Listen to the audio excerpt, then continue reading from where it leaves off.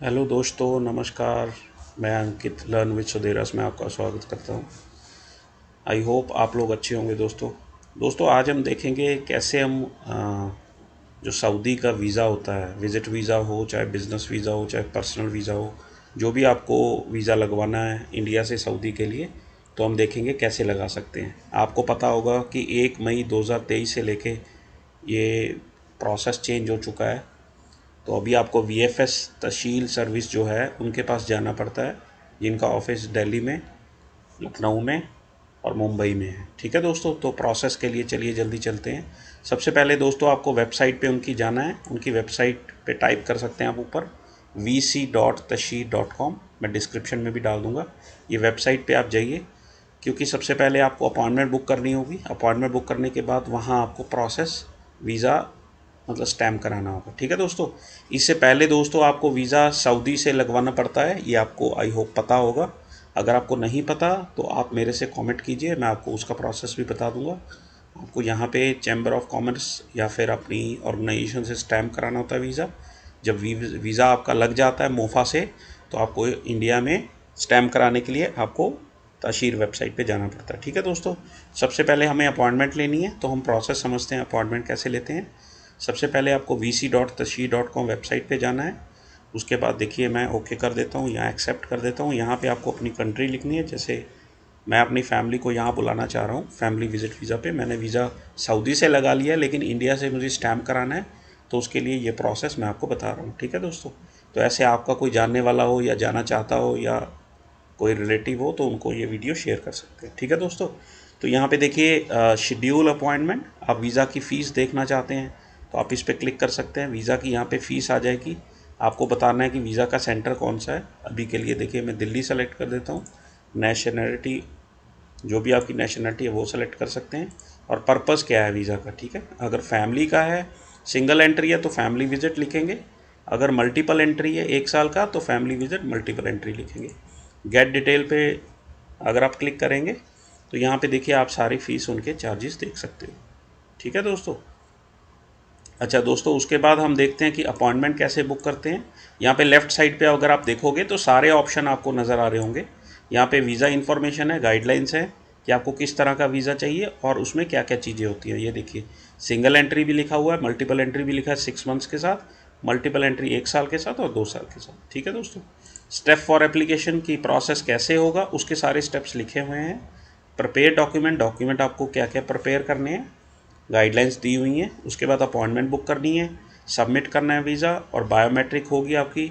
उसके बाद आप ट्रैक कर सकते हैं और कलेक्ट कर सकते हैं पासपोर्ट। ठीक है दोस्तों, उसके बाद देखिए डॉक्यूमेंट रिक्वायर्ड, क्या क्या डॉक्यूमेंट चाहिए आपको। डॉक्यूमेंट क्या क्या चाहिए, ये दिल्ली के लिए ये लिखा हुआ है। ओरिजिनल पासपोर्ट चाहिए जो 6 महीने वैलिड हो एटलीस्ट सबमिशन के टाइम पे, उतनी वैलिडिटी बची होनी चाहिए उसकी। रीसेंट एक फ़ोटोग्राफ चाहिए आपको बैकग्राउंड के साथ, वाइट बैकग्राउंड के साथ, और फ़ोटो जो है वो 3 महीने पुरानी होनी चाहिए। प्री अप्रूवल लेटर चाहिए signed by kingdom of Saudi Arabia.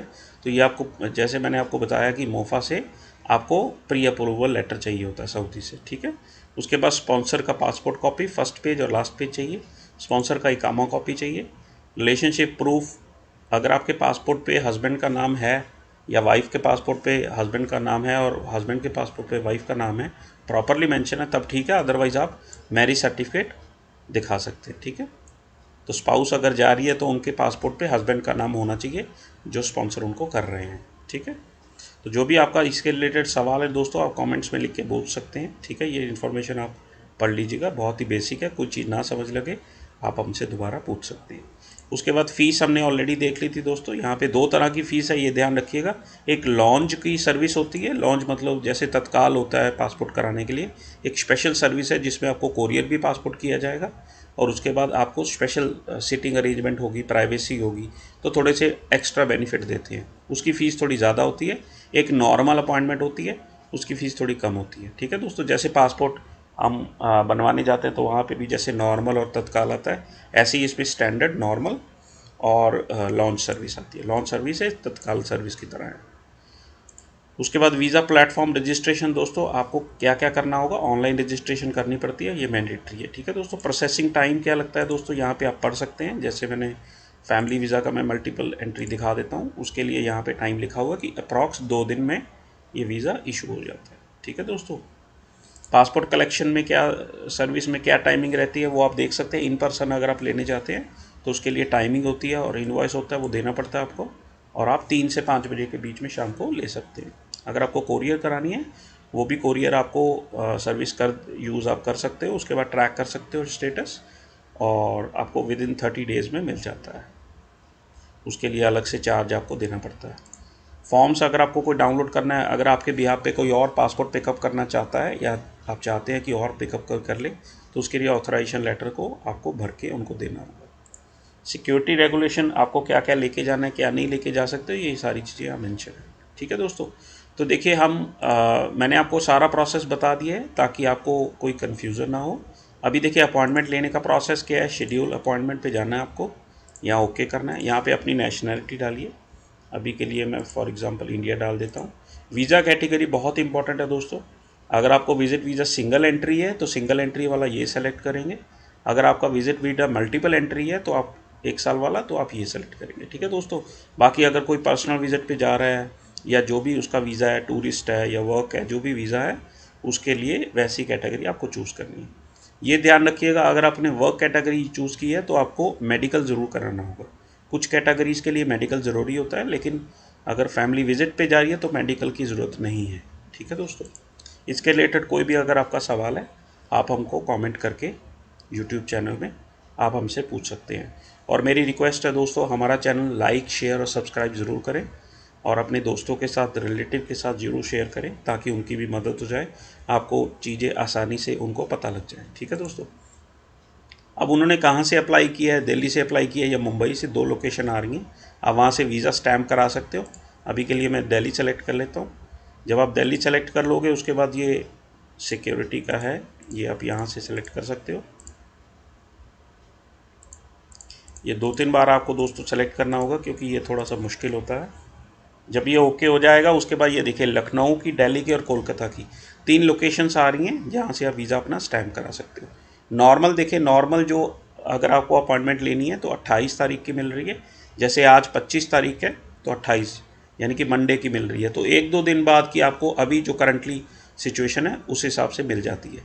अगर आपको रीशेड्यूल करानी है या बाद में लेनी है तो आप बाद में करा सकते हो, पहले एक बार बुक करा लो, 2 बार और आप चेंज करा सकते हो दोस्तों। ठीक है, तो यहाँ पे सारी कंडीशन लिखी हुई हैं। देखिए लॉन्च सर्विस भी है, सेम डेट की मिल रही है, लेकिन लॉन्च सर्विस जैसे मैंने आपको बताया कि इसमें पैसे थोड़े ज़्यादा लगेंगे। ठीक है दोस्तों, ये नॉर्मल है और ये एक तरह की तत्काल है। ठीक है दोस्तों, उसके बाद देखिए कंटिन्यू करते हैं।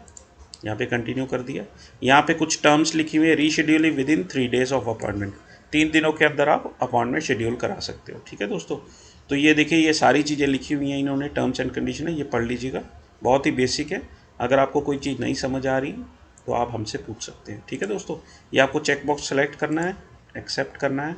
ईमेल एड्रेस आपको यहाँ पे ऑप्शनल है, लेकिन आपको ज़रूर डालना चाहिए ताकि आप OTP रिसीव कर सकें। ठीक है दोस्तों, यहाँ के अभी के लिए मैं ईमेल एड्रेस कोई डाल देता हूँ।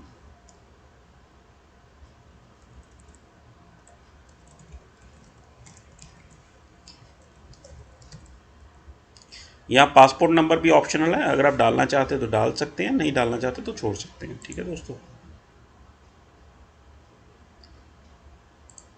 ये सिक्योरिटी कोड आपके पास दोबारा आएगा, जब भी आएगा आपको वेरीफाई करना होगा। ठीक है दोस्तों, ईमेल एड्रेस ऑप्शनल है, तो एक बार मैं देखना चाहता हूँ। ये देखिए ऑप्शनल नहीं है, ये आपको मस्ट है, डालना पड़ेगा।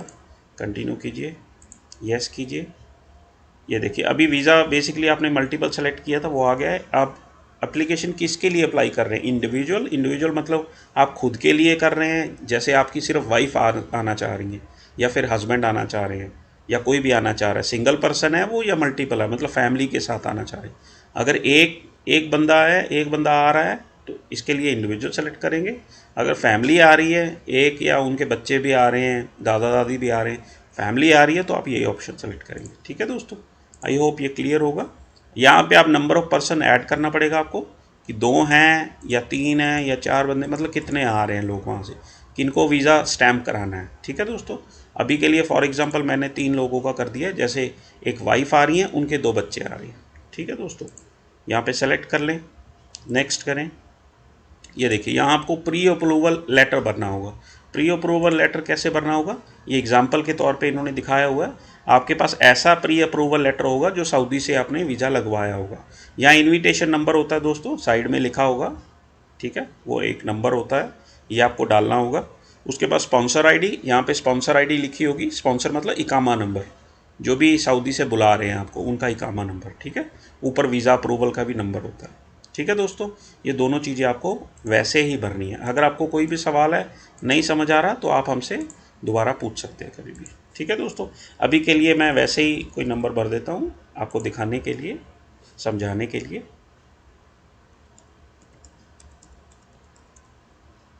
ठीक है। अभी रैंडमली मैंने कुछ भर दिया। अभी देखिए एप्लीकेंट 1 की इन्फॉर्मेशन, तो एप्लीकेंट हमने 3 सेलेक्ट किए थे कि 3 लोग जा रहे हैं, उनको वीज़ा स्टैम्प कराना है। पहला नेम, फर्स्ट नेम आपको मस्ट है, ठीक है, फर्स्ट नेम आप भर देते हो कोई भी। सेकेंड नेम अगर उनका है कोई पासपोर्ट पे लिखा हुआ है, जो आपको पासपोर्ट पे इन्फॉर्मेशन लिखी हुई है वो सेम भरिएगा दोस्तों, ठीक है, ताकि आपको आगे चल के कोई प्रॉब्लम ना हो, ठीक है दोस्तों। सेकेंड नेम भरिए, अदर नेम भरिए, अगर थर्ड नेम भी है कोई, लास्ट नेम भरिए। ये लास्ट नेम और फर्स्ट नेम मस्ट है क्योंकि पासपोर्ट में ये मैंडेटरी होता है, ठीक है दोस्तों। अभी के लिए मैं अपनी डिटेल भर देता हूँ आपको समझाने के लिए। ये देखिए जेंडर आपको उसके बाद भरना है, मेल फीमेल, ये मेल है या फीमेल है। उसके बाद मैरिजल स्टेटस क्या है उनका, ठीक है, नेशनैलिटी उनकी कौन सी है, रिलीजन कौन सा है उनका, ठीक है दोस्तों। जो भी रिलीजन होगा वो आप सेलेक्ट कर सकते हैं, ठीक है। उसके बाद ऑक्यूपेशन क्या है दोस्तों, वो क्या करती हैं, हाउसवाइफ हैं या फिर वो बिजनेसमैन हैं या वो जॉब करते हैं, एम्प्लॉई हैं, है ना। तो जो भी आप डिटेल है, जो भी उनकी ऑक्यूपेशन है वो आप यहाँ पे भर सकते हैं, ठीक है। उसके बाद क्वालिफ़िकेशंस क्या हैं उनकी, वो भी आप भर सकते हो, जैसे बैचलर की है या मास्टर्स की है, तो जो भी उन्होंने क्वालिफ़िकेशन उनकी है वो आप यहाँ पे लिख सकते हैं। अगर कोई बच्चा है, अगर बच्चे का अप्लाई कर रहे हैं तो यहाँ पे आप उनकी क्वालिफ़िकेशन जो है वो ऑक्यूपेशन जो है वो स्टूडेंट लिख सकते हैं, ठीक है, यहाँ पे स्टूडेंट डालिएगा। और क्वालिफ़िकेशन में आप उसकी जो, जैसे उन्होंने सीनियर सेकेंडरी में है या फिर हाई स्कूल में है या फिर जो भी उनकी क्वालिफ़िकेशन है वो आप भर सकते हैं। अगर वो 8th से नीचे है तो आप यहाँ पे उनका ग्रेड भर सकते हैं। देखिए ग्रेड अगर आप ऐसे लिखेंगे तो वो वैलिड नहीं मानेगा, जैसे ग्रेड 1 या क्लास 1, इंडिया में तो क्लास होता है, तो क्लास 1 जैसे लिखेंगे तो ये इशू आएगा क्योंकि यहाँ पे नंबर एक्सेप्ट नहीं करता। तो आपको ऐसे भरना पड़ेगा, क्लास 1 ONE1 ऐसे लिखना पड़ेगा ताकि वो इशू ना दे, ठीक है दोस्तों। यहाँ पे ये लिखने की ज़रूरत नहीं है, ऑप्शनल है, ये चीज़ें कुछ ऑप्शनल है। अगर आपके पास डिटेल है तो आप भर सकते हैं, नहीं तो ये ऑप्शनल है। मैंडेटरी है फ़ोन नंबर, देखिए आपको कंट्री कोड के साथ देना होगा, जैसे ऐसे दे सकते हैं 91, ठीक है। उसके बाद जो भी नंबर होगा वो यहाँ पे आप डाल सकते हैं। वैलिड ईमेल एड्रेस आपको देना ज़रूरी है, ठीक है, वो भी दे सकते हैं। उसके बाद सऊदी मिशन जो है वो दिल्ली से है। पोर्ट ऑफ एंट्री कहाँ से आप आएंगे, ठीक है, यहाँ पे भी मैं भर देता हूँ कुछ ना कुछ। पोर्ट ऑफ एंट्री कहाँ से आप आना चाह रहे हैं, मतलब कहाँ आना चाह रहे हैं सऊदी अरब में, रियाद में उतरना चाह रहे हैं, जद्दा में, तेहरान में, दमाम में, अलमदीना में, तो वो आप पोर्ट ऑफ एंट्री मतलब कहाँ से आपकी फैमिली आएगी, ठीक है, वो आप भर सकते हैं। ट्रांसपोर्ट मोड कैसे आ रहे हैं, एयरपोर्ट से आ रहे हैं, एयरलाइन से आ रहे हैं, मतलब फ़्लाइट से आएंगे या लैंड से आएंगे, सी से आएंगे या ओपन है, ठीक है। ज़्यादातर फ़्लाइट से ही आते हैं तो आप एयर सेलेक्ट कर सकते हैं। कार नंबर तब ज़रूरत होती है अगर आप बाय लैंड आते हैं, ठीक है दोस्तों। नंबर ऑफ़ एंट्रीज़ कितनी चाहिए आपको, ठीक है दोस्तों, ये इंपॉर्टेंट है। मल्टीपल वैलिड फॉर 365, ठीक है दोस्तों, आपको ये वाला सेलेक्ट करना है अगर 1 साल के लिए चाहिए। अगर 30 डेज़ के लिए चाहिए तो अगर मल्टीपल एंट्री चाहिए 90 डेज़ के लिए ये भर सकते हैं। अगर सिंगल एंट्री है 30 डेज़ के लिए तो ये भरेंगे, अगर सिंगल एंट्री 90 डेज़ के लिए चाहते हैं तो ये भरेंगे, ठीक है दोस्तों। उसके बाद देखिए अपना एड्रेस भर सकते हैं आप, फ्लैट नंबर क्या है आपका, हाउस नंबर क्या है, बिल्डिंग नंबर क्या है, बिल्डिंग नेम क्या है, स्ट्रीट नेम क्या है, एरिया नेम, तो ये सारी डिटेल आप भर सकते हैं, ठीक है दोस्तों। ये बेसिक इन्फॉर्मेशन है। उसके बाद पासपोर्ट इन्फॉर्मेशन है, जो आपकी पासपोर्ट पे लिखी होगी वो भी आप भर सकते हैं। यहाँ पे जो स्टैंडर्ड पासपोर्ट आपका होता है वो नॉर्मल टाइप होता है, उसको नॉर्मल भर सकते हैं। कहाँ से इशू हुआ, डेट ऑफ इशू क्या है, पासपोर्ट एक्सपायरी के, ये सारी आपके पासपोर्ट पे लिखी हुई डिटेल वो आप सेम टू सेम भर सकते हैं। जब आप ये डिटेल भर देंगे उसके बाद आपको नेक्स्ट एप्लीकेंट की इन्फॉर्मेशन सारी भरनी होगी, उसके बाद तीसरे की, ठीक है। तीनों की इन्फॉर्मेशन जब आप भरेंगे, नेक्स्ट करेंगे, उसके बाद देखिए आपके पास सिर्फ अपॉइंटमेंट का ऑप्शन आएगा कि आपको कौन सी अपॉइंटमेंट लेनी है, ठीक है, कि आपको नॉर्मल लेनी है या लॉन्च लेनी है। आप नॉर्मल भी ले सकते हैं, लॉन्च भी ले सकते हैं। अगर आपको कोरियर घर पे चाहिए और आपको स्पेशल सर्विस चाहिए, पैसे थोड़े ज़्यादा लगा सकते हैं तो लॉन्च ले लीजिए, नहीं तो आप नॉर्मल स्टैंडर्ड इनके अपॉइंटमेंट ले लीजिए। अपॉइंटमेंट लेने के बाद आपके पास ईमेल पे आपकी रिसिप्ट आ जाएगी, कंफर्म कर दीजिएगा, टाइमिंग देख लीजिएगा जो आपको टाइम पसंद है, ठीक है, टाइम के हिसाब से अपॉइंटमेंट बुक कर लें, उसके बाद सबमिट कर दें। सबमिट करने के बाद आपको ईमेल भी आ जाएगी उनकी, और एप्लीकेशन वो आप प्रिंट भी कर लीजिएगा वेबसाइट से या फिर ईमेल से भी प्रिंट कर सकते हैं, और वो एप्लीकेशन आपको साथ लेके जानी है, ठीक है दोस्तों। तो सारी डिटेल ये कंफर्म हो जाएगी, और ये वाला फॉर्म जो है वो प्रिंट करके आपको साथ लेके जाना है जब भी आपकी अपॉइंटमेंट होगी, तब वो आपको बायोमेट्रिक आपकी करेंगे, और उसके बाद वो आपको फ़ीस वगैरह जो भी है वो भरवाएंगे। सारी फ़ीस भर के आपको बायोमेट्रिक लगा के आपको पासपोर्ट सबमिट करा देना है ओरिजिनल, और डॉक्यूमेंट ध्यान रखिएगा जो जो लिखे हैं वो लेके जाने हैं आपको, और उसके बाद आपके पास घर पे ही पासपोर्ट स्टैंप लगा हुआ आ जाएगा, ठीक है दोस्तों।